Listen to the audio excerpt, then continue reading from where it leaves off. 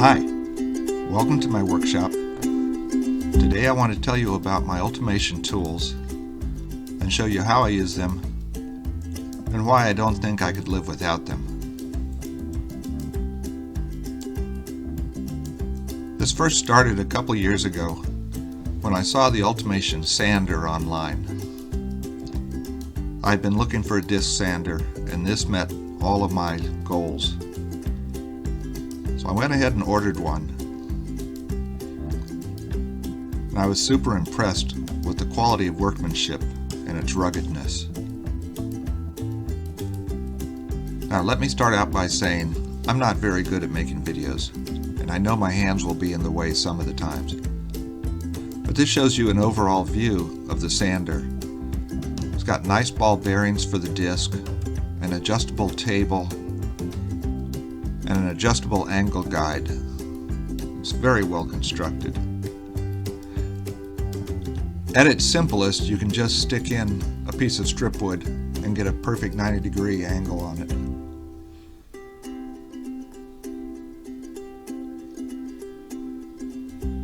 But it also has this adjustable angle guide, and you can set it for whatever angle you want. And then whatever item it is that you're sanding will come out at that perfect angle. I use it for strip wood, for strip styrene. I've also sanded metal with it.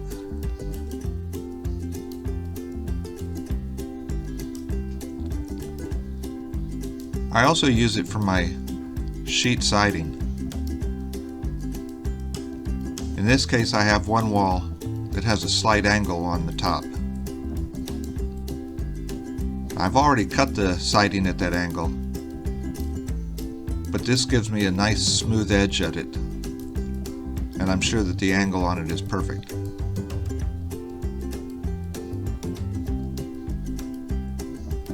Then I'll also use it if I want to get a perfect 90-degree angle on walls where they need to be square. If you just set your angle guide at 90 degrees, you'll get a perfect right angle on the end of it.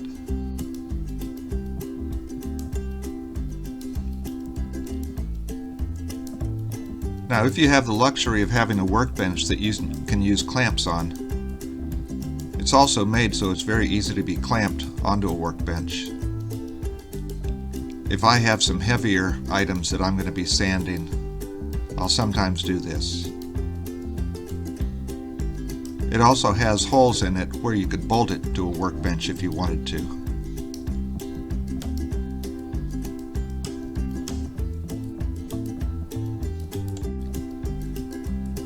Now, I was so impressed with my sander that when Al Collins, the owner of Ultimation, developed his slicer, I wanted to try that as well.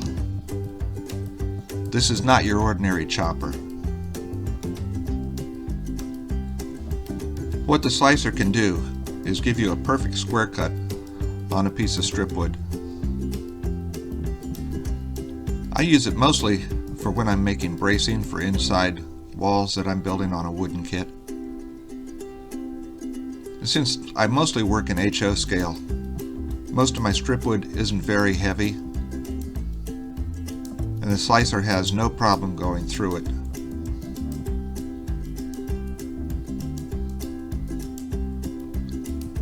But where it really shines is with heavier strip wood. Sometimes I'm building in O scale and I have to use larger pieces. And trying to get a perfect square cut in that with a razor blade or any other type of tool is very difficult, because the wood simply won't move out of the way and give you a square cut. Now, the way the slicer works is you mark where you want your square cut to be. Your square cut's always on the left side as marked on the table. And then you cut your wood just beyond your mark.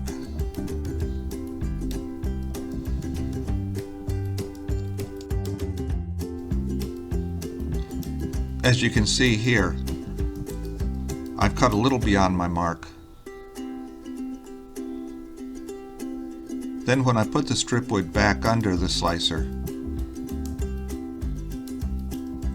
All it has to do is move a small amount of wood, and that gives me my perfect square cut on the left-hand side there.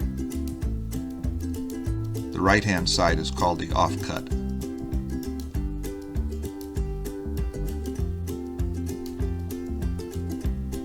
And now I have a perfect square cut on the end of my piece of wood.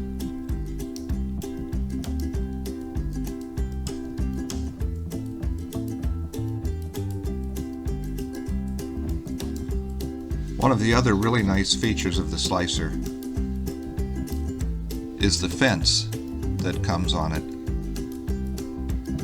You can very quickly set it to whatever size you might need and make repeated cuts where each piece will be the same.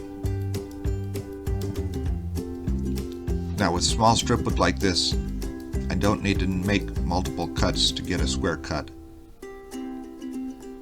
But if you did have to, it would work the same way. And I know my hands are in the way, but this shows you all 4 pieces that were cut using a fence and come out the same size.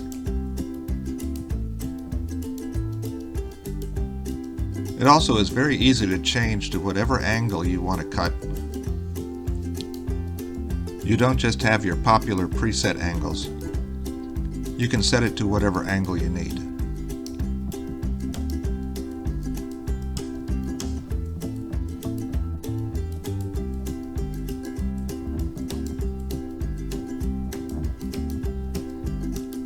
And by utilizing the angle gauge and the fence, if you had to have multiple pieces that had the same angle cut at the same length, it's very easy to do.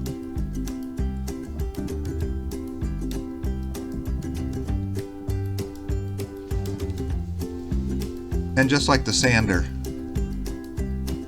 the feeder develops so that you can either bolt it to a workbench if you want to,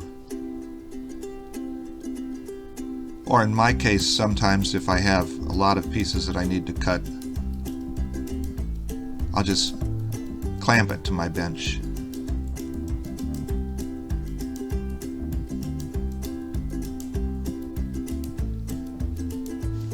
Now I want to show you a little bit about how easy it is to change the cutting pad and the blade on this.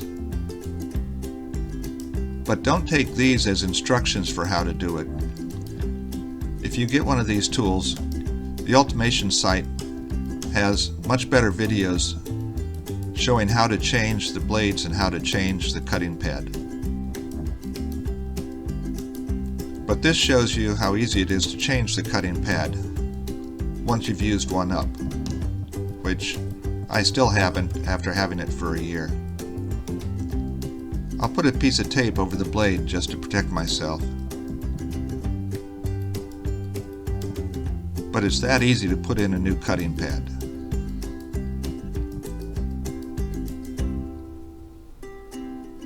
It's actually easier than getting the screw back in when you're all fumble fingers.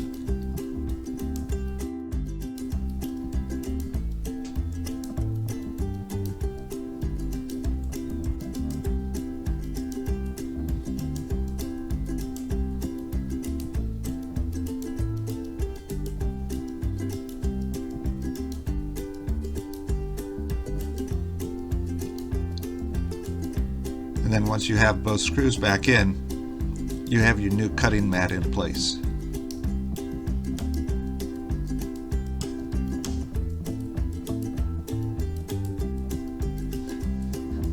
And I'll also show you how easy it is to change the blade.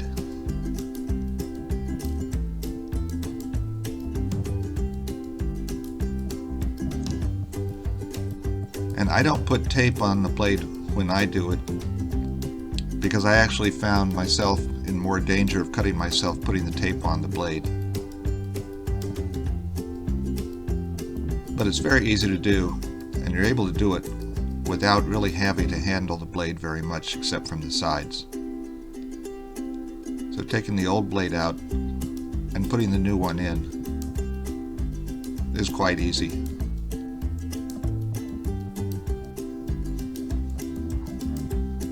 And it's a beveled blade.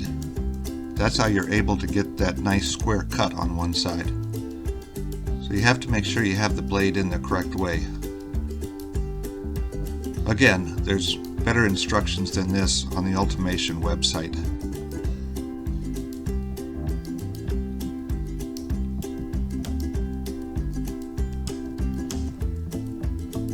Another tool that's available for the sander is called the repeater.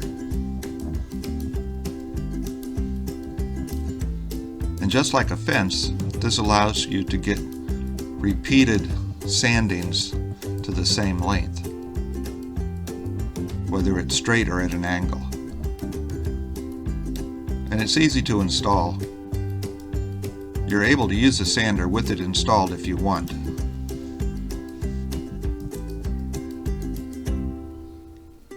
This will show you how you remove the angle guide in order to install the repeater.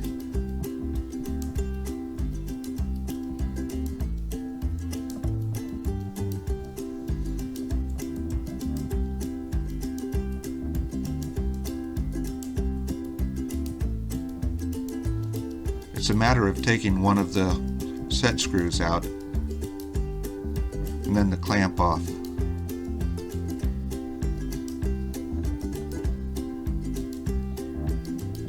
And then you remove your angle gauge. The repeater goes in place of it.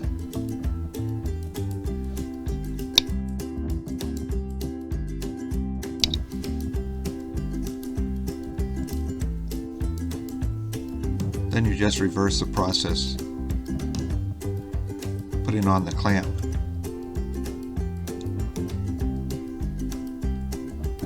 And then putting back in the set screw.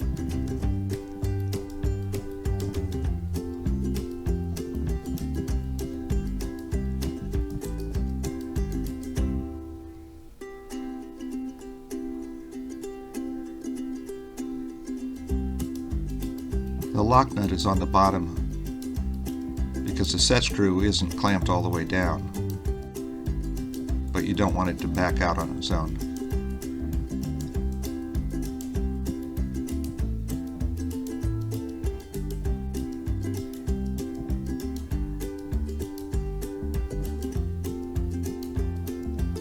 And just like the other operations, there's a much better video showing how this is done on their website. But I just wanted to show you how many tools are available and how easy it is to work with these. And now I'll give you a real quick demonstration of how the repeater works. You start by making your master. And this is going to be the piece that's perhaps sanded at the exact correct angle and length. And then if you have a number of pieces that need to be exactly the same as that, you set your repeater and lock it down for that angle.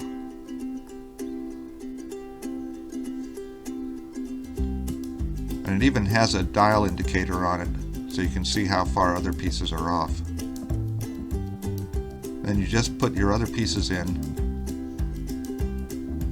and let the spring on the repeater sand them to the same length. And they'll come out exactly the same.